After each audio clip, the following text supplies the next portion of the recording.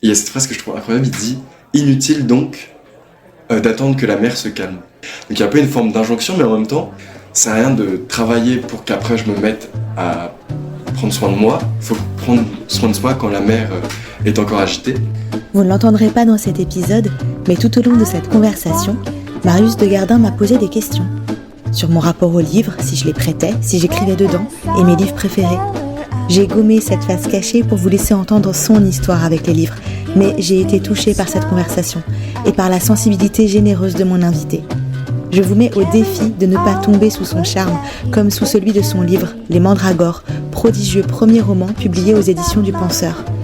La plus grande force de ce livre, comme de son auteur, c'est sa joie. Il dit que la joie est la seule philosophie, le seul chemin à suivre. Tout au long de notre échange, il parlera de ses amis, aussi bien ceux qu'il rencontre dans les livres que ceux qui sont dans sa vie. Il dit que pour tout ce qui reste à vivre, il est inutile d'attendre que la mer se calme. Affronter les monstres et les tempêtes tout de suite, avec cette joie urgente et nécessaire qui fait avancer. Et moi, je le suis. Bienvenue dans le podcast des gens qui lisent dans la bibliothèque des écrivains. Vous avez la chance d'écouter le lumineux Marius Degardin. T'as même fait du café et tout, Ouais. C'est trop sympa. Le café ici, il est pas super bon, mais... Comment ça? je sais qu'il y a plein de gens qui aiment... Enfin, mes amis, ils aiment pas trop mon café. Ah bah je vais l'aimer alors. Moi j'aime le café que personne aime. Ah. La toute première question, toute simple, que je te pose, Marius, c'est où sommes-nous et pourquoi est-ce qu'on se voit ici? On est très prosaïquement dans mon salon. Parce que, déjà, d'une manière pragmatique, il y avait que cet endroit. Parce que dehors, il y avait du vent et tout. Mais aussi parce que c'est là où je pense que j'ai commencé le plus de livres. Et peut-être là où j'ai terminé le plus de livres. Il est assez... Enfin, je sais pas, il y a un effort esthétique. Oui. Le canapé, c'est un endroit important. Et du coup, j'essaie de le placer là. On voit pas, mais il y a des dessins. Parce que je trouve ça hyper agréable de... C'est toi qui as... Là, il y a toute ma famille qui a fait des dessins. Ça, c'est mon grand frère. Ils sont incroyables ces dessins. Il s'appelle Suzanne. Et il dessine très très bien, mon grand frère. Voilà. Okay. Et là, justement, je l'ai dessiné en train de dessiner. Ça c'est toi qui as dessiné? Et du coup, c'est un truc un peu méta de... Tu vis ici depuis longtemps? J'ai toujours grandi dans cet appartement. D'accord. Il y a juste une année où j'ai vécu chez mes grands-parents. J'avais une chambre un peu monacale. Il y avait plein de livres, parce que ma grand-mère est une grande lectrice. Et l'endroit dans lequel tu es est important pour toi? T'as besoin de conditions particulières pour pouvoir vraiment te plonger dans un livre? Généralement, quand il fait vraiment moche, c'est ici que je lis. Mais dès qu'il y a un rayon de soleil ou que c'est possible, j'essaie de lire dehors. Parce que là, en ce moment, je lis Les Malocènes et je lis le dernier tome. J'ai pas envie de le terminer. Et ce que je fais, c'est que je lis vraiment chapitre après chapitre. Je ferme le livre et je regarde autour. J'essaie de partir, parce que j'ai de la chance, du coup, je suis en vacances, de partir dans Paris le matin. Je me pose à un endroit, je lis un chapitre, je change d'endroit et c'est un peu une lecture itinérante. Et surtout, comme Les Malocènes, ça se passe vers Belleville et Ménilmontant, j'essaie d'aller là et d'avoir des acquaintances. Est-ce que, par exemple, quand tu es dans les transports, dans des trains, le métro, etc., la lecture peut... Ah ouais.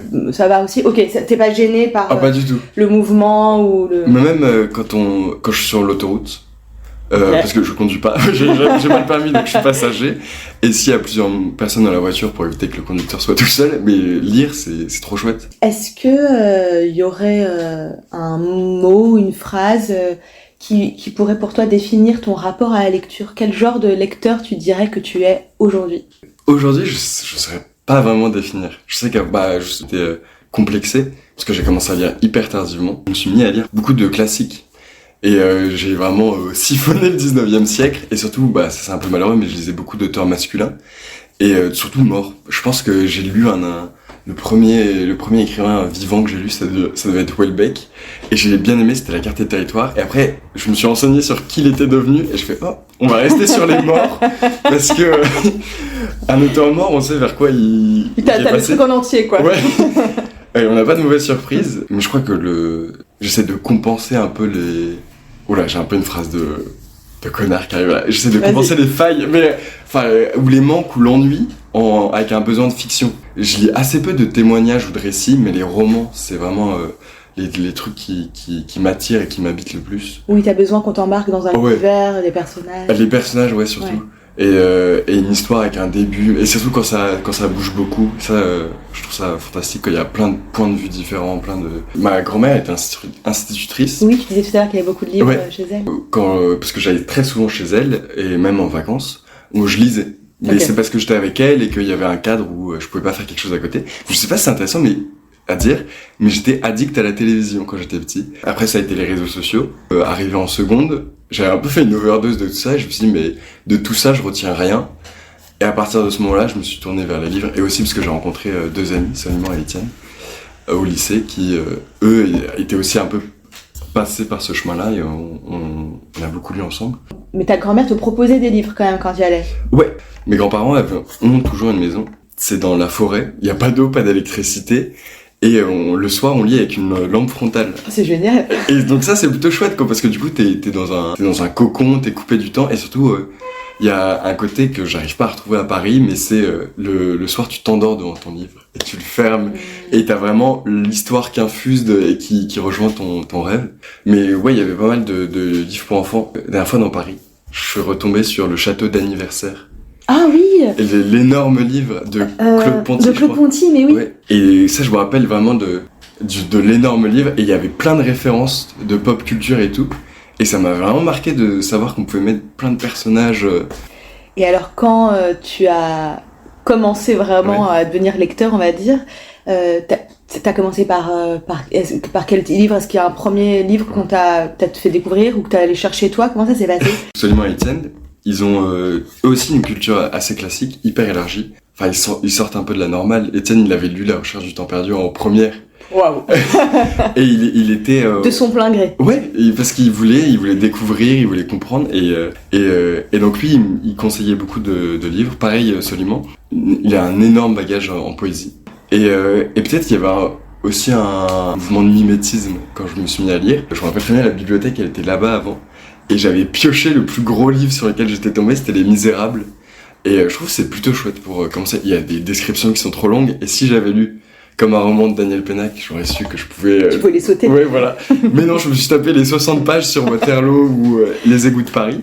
Alors, parce que Les Misérables, c'est quand même une énorme série que tu lis et c'est incroyable. Et ça, pour le coup, ça fait voyager déjà, tu traverses 40 ans. Et surtout, comme j'habitais en banlieue et j'étais au lycée à Paris, j'avais 40 minutes de transport. Et donc...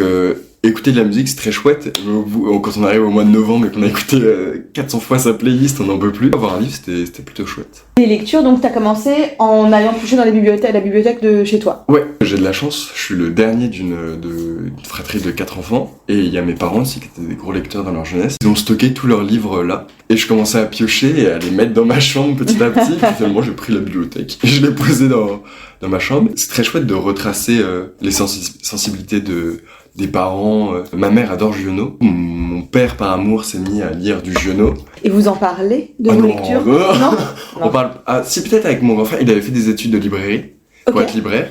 Mais il a arrêté pour des problèmes de santé. Okay. Mais lui, il lit... Enfin, c'est hyper varié, c'est assez militant. Parfois, on s'offre, on s'échange ou on se vole des livres. Mais vous n'en parlez pas? Pas trop. T'aimes pas parler de tes lectures? Ah si, moi j'adore. Si, t'aimes bien. Mais c'est un peu, comme c'est hyper intime, oui. Je trouve que la famille, c'est compliqué de dire « Ah, j'ai aimé tel livre ». Mais c'est vrai, t'as raison, il y a un truc un peu intime dans les livres qu'on aime. Et avec les amis, c'est beaucoup plus facile d'en parler. Et on s'échange beaucoup, et on est hyper ouvert. Je pense que quand on s'offre un livre, dans les 2 semaines, le livre est lu, ou conseillé. Et il y a plein d'échanges. Étienne nous a fait découvrir Dostoïevski. Nous en avait parlé, je sais pas, le samedi. Et le lundi, quand on se retrouve en cours, Soliman et moi se ramènent chacun avec un livre de Dostoïevski différent. Ça, vous en avez parlé auparavant. Exactement. Ouais. Mon père m'avait conseillé Que ma joie demeure. Je le lis, j'en parle à Soliman, il adore. Et du coup, là, son M2, il va le faire sur Giono. Oh, tu me parlais de Pennac tout à l'heure, c'est ta lecture du moment? Ouais. C'est le dernier tome de C'est le Malocène. dernier. Tu peux me remonter, je sais plus le titre. Ça s'appelle... C'est le Terminus Malocène. Malocène. Ok. Le cas Malocène. T'as fait un cycle Pennac là, ces derniers temps. J'ai commencé en août dernier et je m'étais dit vas-y, j'adore cette série, je me les garde pour les 10 ans à venir. Quand ça va pas, j'en lis un. Mais finalement, ça a pas tenu l'année et je les ai tous lus. Quand t'aimes un auteur ou un univers, t'aimes bien t'engouffrer complètement dedans? Ouais, parfois je me garde des surprises. Ok.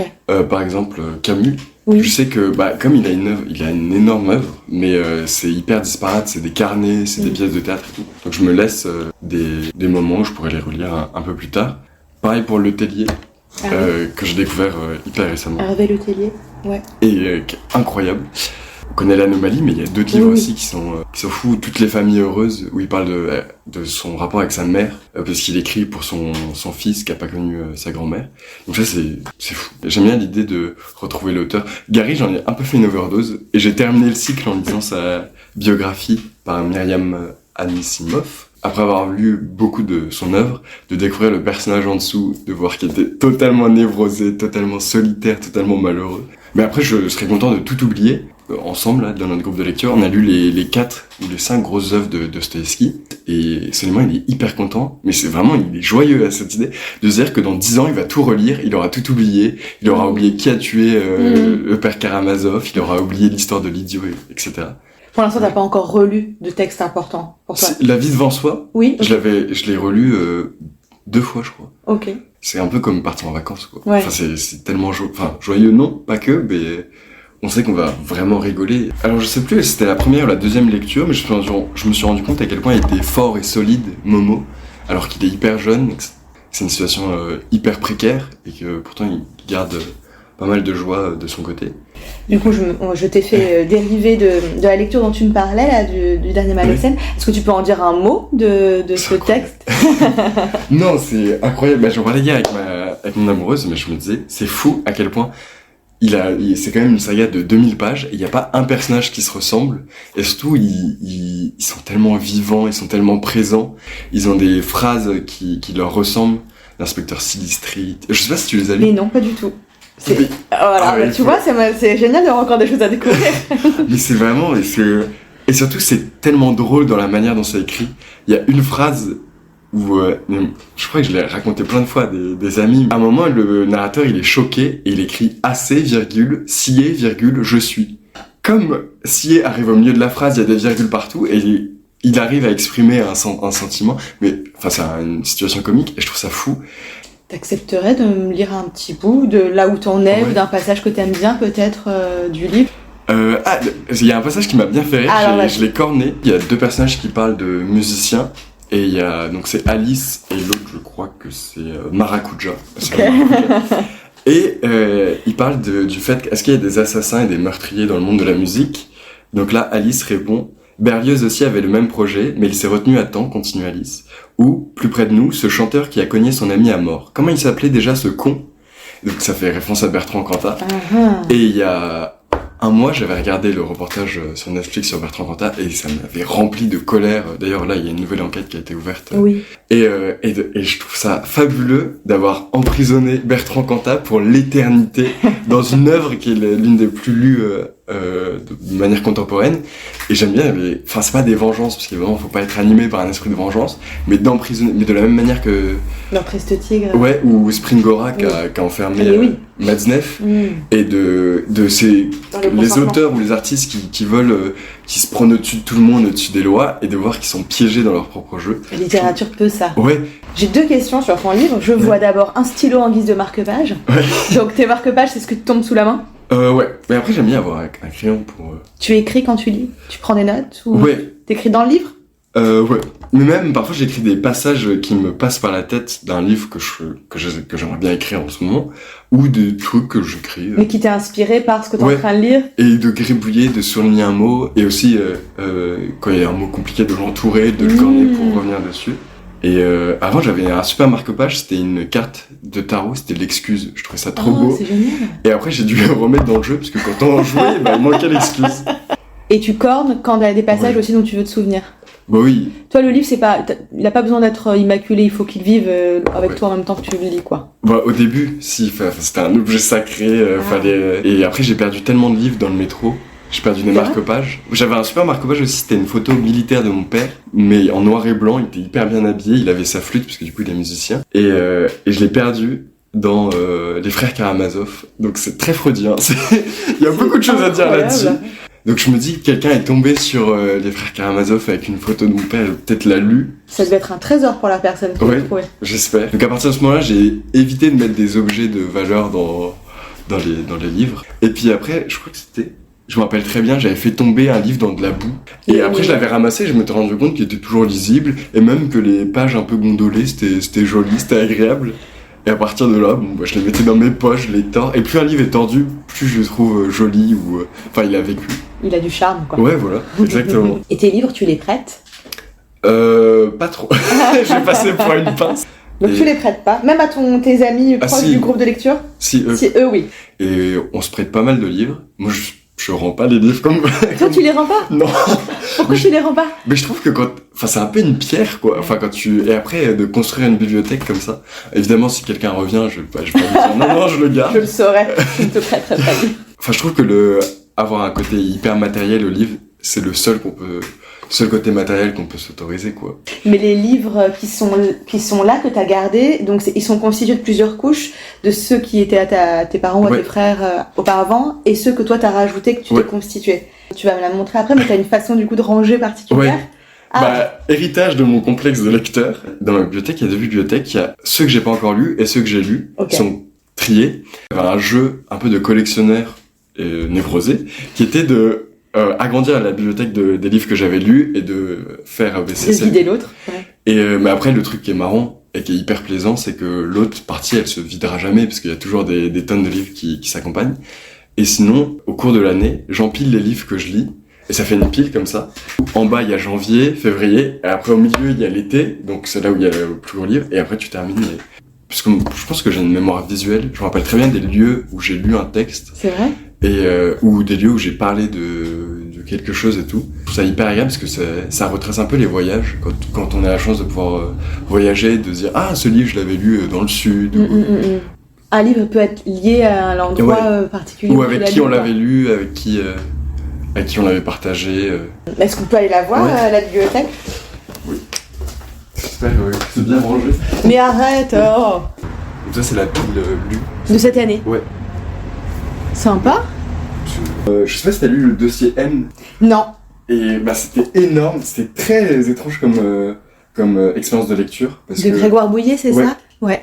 Et il raconte une histoire d'amour sur 10 ans et il parle dans tous les sens. C'était vraiment dans une interview, il explique qu'il écrit comme une improvisation de jazz. Oh. Et il retombe toujours sur ses pattes. Il nous emmène dans des endroits hyper intimes chez lui, mais c'est pas du tout ostentatoire. Il va parler de son rapport avec sa mère au bout de la 600e page, et tu comprends qu'en fait ça guide les 600 premières.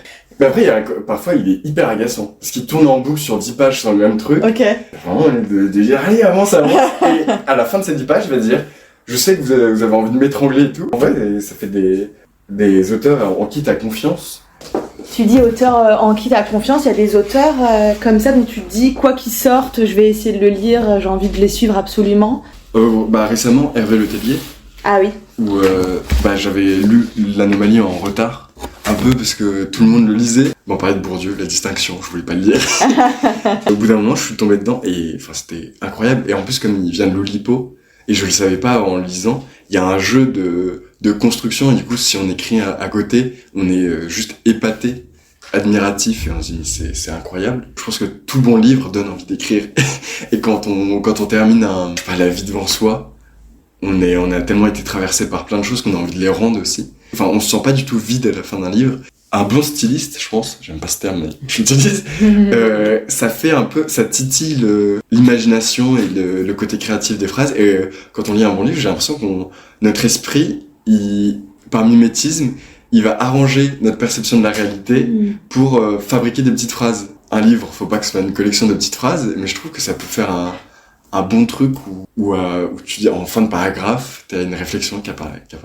Qu'est-ce que tu dirais qu'il faut pour que vraiment un livre te touche? Est-ce que tu arrives à avoir une sorte de dénominateur commun, je sais pas, entre les lectures importantes pour toi? C'est un peu ce que tu disais tout à l'heure, c'est les personnages. Les personnages, j'aime bien les personnages qui sont pas invincibles, qui ont vraiment des failles mais qui continuent d'avancer, et les personnages joyeux. On parlait de Grégoire Bouillet, mais lui c'est pas vraiment un personnage, donc c'est plus compliqué. Il se met un peu en scène quand même dans ses textes. Et il parle du primso, et je connaissais pas du tout ce mot. Et en fait, c'est juste le caractère joyeux, même dans la défaite. Dans Daniel Pénac, il y a un juge d'instruction, et qui explique il faut du courage pour lire la suite. Et avec gaieté, je crois qu'elle dit, avec joie. Bon, déjà, je trouve ça hyper attirant physiquement, les personnes qui sont joyeuses parce que t'as envie d'être avec elles et de voir la vie à travers leurs yeux. Le caractère non désespérant. Enfin, Raskolnikov de Crime et Châtiment, j'ai détesté, il est tout le temps pessimiste, t'as envie de le secouer, t'as envie de dire allez, va au soleil, va faire quelque chose. J'ai une question terrible en plus à te poser là tout de suite, mais qui j'aime bien parce qu'elle permet d'avoir une sorte d'aperçu de qui tu es au moment où tu réponds. Est-ce que tu arriverais à me dire quels sont aujourd'hui, les 3 livres les plus importants pour toi, ceux que tu embarquerais quoi qu'il arrive, ce que tu sauverais si ta maison flambait ou... La vie devant soi. Ouais. Pour le côté joyeux, les côtés... Enfin, c'est un livre qui invite à aller dehors. C'est vrai. Et à courir comme un gamin, quoi. Voyage au bout de la nuit. Ok. Parce que même si c'est hyper sombre, il y a... De Céline, non? Ouais. Je sais pas, enfin, ça m'a vraiment marqué. Et pour le style. Ouais. Je trouve qu'il y a un caractère chantant qui est hyper beau. Mais ouais, j'aimerais bien quand même un truc un peu plus joyeux, un truc vraiment qui m'a marqué, un truc avec la mer, je cherche. Avec la mer? Ouais, pour éteindre le feu. Ah oui. Ou sinon, ou un Dostoïevski pour avoir un truc épais à lire, un truc consistant qui tienne au corps. Les frères Karamazov, la première partie, avec mes amis, on est tous d'accord pour dire que la deuxième partie est décevante. Ok. Et c'est ouais, dire à Dostoïevski. Exactement. Mais en même temps, il y a tellement de questions dans la première partie, et je sais pas si tu l'as lu. J'ai lu il y a très longtemps, ouais. Et t'as pas envie de le relire? Si. Et vraiment, je sais pas si tu te rappelles, mais il y a une tension dans la première partie entre le père Grouchenka, la femme Dimitri Alyosha. Il y a... T'as beaucoup parlé, t'as beaucoup évoqué la taille du livre, le livre qui tient encore, etc. L'aspect papier est important pour toi? Tu lis sur écran, sur ordi, sur liseuse? J'avais lu. Non. Je trouve que le côté... la colle, ça sent quand même bon. Ouais. La colle et le livre. Après, je pense la taille du livre, c'est un peu l'héritage de mon complexe de lecteur tardif. Mais après, c'est vrai que j'aime bien les livres sur une semaine où vraiment tu vis, tu t'imprègnes et tout. Mais sinon, l'anomalie, je sais pas si tu te rappelles dans les 2 ou 3 premiers chapitres, il y a le vétéran militaire américain. Ouais. C'est une scène au détour d'un chapitre et il dit juste à sa fille, viens prendre un bain. Tes parents sont partis. Et fais gaffe, on n'a pas le même temps qu'à Paris, parce qu'il était en voyage à Paris avec sa fille. Et tout de suite, je m'étais dit, c'est bizarre, il y a un truc incestuel ou incestueux. Et j'avais noté sur le livre, mince. Et j'avais été hyper sensible à ça. Et 200 pages après, on se rend compte qu'effectivement, la jeune fille est agressée par son père. Et à ce moment-là, j'étais en train de me poser des questions sur mon mémoire, est-ce que je vais travailler ou non sur l'inceste. Et du coup, c'était un élément déclencheur. Et c'était trop chouette parce que cette année, au Salon du Livre, il y a quelqu'un qui se balade comme ça, et je tourne la tête, et je vois que c'est Hervé Le Tellier. Et je vais le voir, et je dis, mais incroyable ce que vous avez fait. Et je lui parle de cette scène, et je sais pas si c'était la première fois qu'on lui parlait de cette scène, mais il a dit, oui, effectivement, j'avais glissé un tout petit indice, parce que c'est au détour d'une conversation et tout. Après, je pense que quand on est sensible à ce sujet-là, on est un peu plus vigilant. Et d'ailleurs, lui aussi, je crois qu'il est très sensible, puisque l'inceste, c'est quelque chose qu'on retrouve beaucoup dans son œuvre. T'aimes bien, en général, aller voir les auteurs les vivants que tu lis, du coup? C'était le seul. C'est le seul? Ouais. Parce qu'il y avait ce passage-là qui était très fort et qui... Et aussi parce que l'anomalie, c'est fantastique. Bien sûr. Après, mon rêve, c'est de croiser Pénac, là, dans les prochains jours, et de partager un couscous avec lui, ou de manger italien. Déjà, c'est hyper intimidant. Et aussi, il y a le risque de casser un mythe. Comme ça. Alors, dans les auteurs morts, pour lesquels il n'y a pas de risque, si tu en rencontrais un, t'aimerais rencontrer qui? Ou boire un verre avec quelqu'un, ou aller manger Je pense Gary. Gary. Pour lui sortir... maintenant que j'ai lu sa biographie, je sais qu'il est malheureux, je sais qu'il est solitaire, qu'il se cache derrière plein de snobisme auquel il croit pas. Ouais, être un copain. Mais je pense que j'aimerais bien boire un café, parce que du coup, il ne buvait pas d'alcool, ou il mange des cornichons, je crois, ou des concombres salés, et manger avec lui et être présent pour lui. Comme ça, peut-être, ça retarderait un peu sa mort. On aurait d'autres livres à lire. On a abordé beaucoup de choses, je te remercie. On va arriver sur la fin de cette discussion, qu'on a intitulée le passeport littéraire, qui sont des questions qui sont un peu posées à tout le monde. Donc c'est parti. Marius, si tu étais un titre de livre? Que ma joie demeure. C'est beau. Tu peux dire pourquoi? C'est un peu une injonction que j'ai à chaque fois que je suis heureux. Et j'essaie toujours de garder, d'imprimer les bonnes choses qui me sont arrivées pour les garder sur le cœur, et quand ça ira pas, on peut s'en habiller, on peut les réciter. Et aussi le livre, je sais pas si tu l'as lu. Non. il est incroyable. Et les 50 premières pages, t'as l'impression d'être dans un tableau de Van Gogh. Oh. C'est le monde paysan dans les montagnes. Et il y a un danseur qui arrive dans un village qui est miné par une épidémie de suicide et de malheur. Et il arrive, je dis pas la suite. Non, moi, dis pas trop. Et c'est super beau. Et il y a des couleurs, il y a des sons. Et je crois un des plus beaux livres que j'ai pu lire. Si tu étais un héros ou une héroïne de roman, est-ce qu'il y a un personnage un peu marquant que t'aimerais incarner? J'aimerais bien faire partie des Malocènes, Ah. de faire partie de la troupe, mais sinon j'aimerais bien être Dimitri Karamazov, Ok. d'être un gros fêtard et de me suffire de ce rapport hyper jouissif à l'existence. Mais après dans un autre livre, Oui. je sais pas si tu l'as lu, c'est un livre qui est pas très connu, c'est un livre de philo, mais qui est très court, qui fait 60 pages, qui s'appelle La force majeure, de Clément Rosset. Ah, c'est trop bien, c'est 60 pages où il t'explique que la joie, c'est la seule philosophie, et que toutes les névroses naissent de la volonté de corriger le monde, et que la joie, dans l'acceptation de tous les malheurs, c'est la seule voie possible pour une bonne vie. Ça, c'est vraiment un rayon de soleil. Est-ce que tu as le souvenir d'un dernier grand chagrin de lecture? Tu peux entendre le mot chagrin comme tu le souhaites. C'était marrant, c'était il y a 3 ans, je crois, c'est la dernière fois que j'ai pleuré devant un livre, parce que j'avais un chagrin d'amour, un truc impossible, et je lisais La mort d'Emma Bovary. Oh. Et je vivais chez ma grand-mère, et j'avais adoré, parce que je m'étais mis à écrire à ce moment-là, et je m'étais rendu compte à quel point l'écriture de Flaubert, elle était hyper complexe. Une phrase au milieu de 2 autres phrases voulait dire tellement de choses. Et donc je lis la fin de Emma Bovary et je crois que c'est Charles qui prend le corps d'Emma et je commence à pleurer et tout. Et ma grand-mère qui est hyper pudique, plein de non-dits dans la famille et tout, elle débarque dans la chambre et dit mais pourquoi tu pleures? Et en fait je pleurais pour mon histoire d'amour et je lui dis Emma Bovary elle est morte. Et à ce moment-là en le disant je me suis dit c'est vrai qu'elle est morte. Et ma grand-mère elle est repartie en mode bon courage. Quel serait le livre qui serait la plus belle histoire d'amour pour toi? Je trouve que ça dit beaucoup de mon rapport à la lecture, mais j'ai très peu lu D'histoire d'amour. Mais assez parlé d'amour, le livre de Hervé Le Tellier. Je sais pas si tu l'as lu. J'ai lu que l'Anomalie de Hervé Le Tellier, tu vois, j'en ai beaucoup à lire encore. Assez parlé d'amour, c'est une histoire enchâssée d'amour avec un psychiatre et sa patiente. Mais c'est pas le truc un peu bizarre de il aime sa patiente et tout. Pas du tout dérangeant, mais c'est une histoire enchâssée d'amour, de tromperie et tout. Et c'est écrit d'une manière tellement juste et lucide. Et en même temps, c'est pas du tout déprimant. Tu disais tout à l'heure que t'avais pas forcément une mémoire, t'apprenais pas par cœur les poèmes, etc. Mais est-ce qu'il y a des livres ou des phrases qui sont restées en toi, qui t'ont parlé, que tu t'es approprié peut-être? La semaine dernière, je lisais Palomar, qu'Étienne m'avait conseillé. Je sais pas si tu l'as lu. Non, c'est Palomar, c'est le titre du livre? Ouais, c'est Italo Calvino. Oh, ok. Et Palomar, c'est le nom du héros. Et en fait, il arrête de parler et juste il observe sa vie. Donc il habite à Rome. Et dedans, il y a une phrase où Palomar s'imagine mort. Et en fait, en s'imaginant mort, il se voit vivant. Et il y a cette phrase que je trouve incroyable. Il dit « Inutile donc d'attendre que la mer se calme ». Je sais pas toi si t'as envie d'écrire un livre en ce moment, mais tu te dis toujours « Non, mais je commencerai en septembre avec la rentrée ». Mais inutile donc d'attendre que la mer se calme. Commence maintenant à l'écrire. Donc il y a un peu une forme d'injonction, mais en même temps, ça sert à rien de travailler pour qu'après je me mette à prendre soin de moi. Il faut prendre soin de soi quand la mer est encore agitée.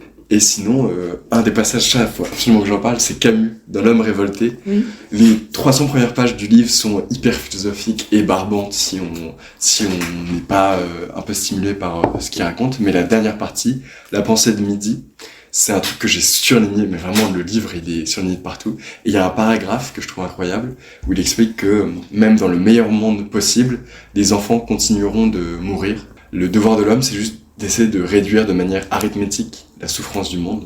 En faisant ça, il a une philosophie hyper pratique il faut arrêter d'être dans les idéaux de manière communiste. L'avènement d'un monde meilleur va arriver. Non, le monde meilleur, il est maintenant. Il faut faire du cas par cas, faut être pragmatique, faut vivre un peu de morale du présent. Et ça m'avait marqué. La particularité de ce podcast, c'est que la personne que j'ai vue avant toi t'adresse une question, mais sans savoir qu'elle sera pour toi. C'est une question à l'inconnu. Donc c'est Bérénice Pichat qui a été mon invitée précédente et qui t'adresse donc la question suivante. Est-ce que toi aussi tu es en perpétuelle conversation avec tes personnages? Je pense pas, parce que je me mets pas du tout sur le même plan et j'ose pas dialoguer avec eux. J'ai un peu l'impression d'être dans une position de petit frère. et que c'est mes personnages qui vont me raconter un truc, parce que j'ai trop peur que mes personnages se ressemblent trop et qu'on voit qu'ils viennent de la même personne, qu'ils ont les mêmes interrogations et tout. Merci, je lui ferai part de ta réponse. Et à ton tour, il faut que tu poses une question à la personne que je vais après toi, sans savoir qui il ou elle sera. Moi, ce serait, quel livre, je dis tu du coup? Tu dis ce que tu veux. Quel livre tu aurais pu écrire s'il n'avait pas été écrit auparavant? Oh, tu poserais la question, je te ferai part de ta réponse. J'ai une dernière question, après je te laisse tranquille. Est-ce que parmi les livres dont tu m'as parlé, ou peut-être d'autres dont tu m'as pas encore parlé, il y en a un dont tu me conseilles à moi personnellement la lecture, en me disant vraiment t'as pas lu Suicide au lit, faut que tu le lises? La force majeure. Ah oui. Et sinon, en plaisir, les Malocènes. Je vais te commencer par le deuxième, parce que c'est celui que j'ai le plus offert. C'est lequel le deuxième? C'est La Fée Carabine. Je te remercie beaucoup, merci. c'était passionnant. On va s'arrêter. Je vais pas trop dit de bêtises. C'était le podcast Des gens qui lisent dans la bibliothèque des écrivains avec Marius Degardin. Retrouvez sa sélection de livres et les autres épisodes sur le site de la librairie www.desgentsquilisent.fr. Si vous avez aimé ce podcast, dites-le nous et faites-le écouter à d'autres gens qui lisent. À bientôt à la découverte d'une autre bibliothèque et d'ici là, belle journée dans les livres.